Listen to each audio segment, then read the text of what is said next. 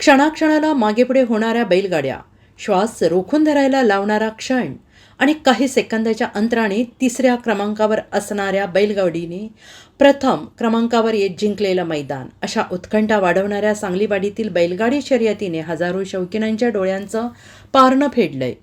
सांगलीवाडीतील महालक्ष्मी यात्रा 2025च्या निमित्ताने युवा नेते अभिजित कोळी यांच्या वतीनं कवठेपिरान रोडवरील लक्ष्मी फाट्याजवळील मिटारकी पट्टा येथे पार पडलेल्या मानाच्या जयंत बैलगाडी शर्यतीमध्ये जनरल बैलगाडी विभागामध्ये शिरूरच्या हेलिकॉप्टर बैजा आणि सांगोला राजाने प्रथम क्रमांक पटकावला आहे.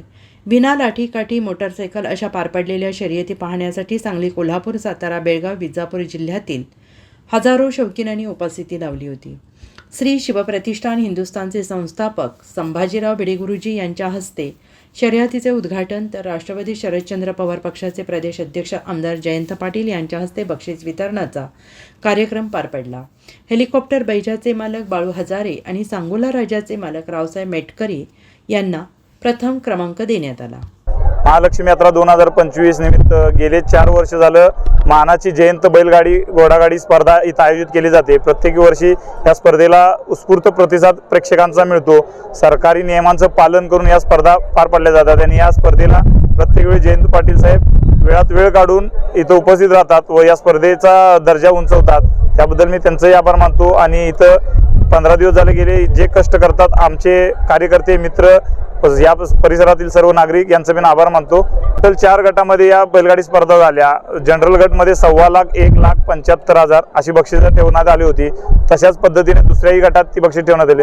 टोटल बैलगाड्या घोडगाडी मिळून टोटल 60 गाड्या यात समावेश होत्या. अभिजित कोळी गेले अनेक वर्ष सांगलवाडी आणि समडोळीच्या परिसरात या बैलगाड्यांच्या स्पर्धांचं आयोजन करतात. अभिजित कोळींनी सलग 4 वर्ष हे आयोजन केलेलं आहे आणि महाराष्ट्रातनं, दक्षिण महाराष्ट्रातनं हजारो या क्षेत्रातले जे बैलगाडी खेळण्याचा, ज्यांना बैलगाडी स्पर्धा खेळण्याचा ज्यांना नाद आहे, जे सगळे रसिक आहेत ते सगळे आज या ठिकाणी गोळा झालेले आहेत आणि अतिशय भव्य दिव्य स्पर्धांचं आयोजन या ठिकाणी त्यांनी केलं.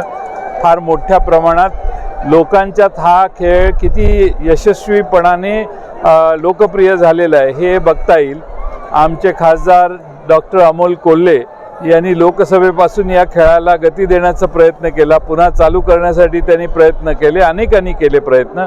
आज हे स्वरूप बघितलं तर बैलगाडा स्पर्धा या महाराष्ट्राच्या ग्रामीण भागात प्रचंड लोकप्रिय झाल्यात हे एक मात्र खरं आहे. शक्तीपीठ संदर्भ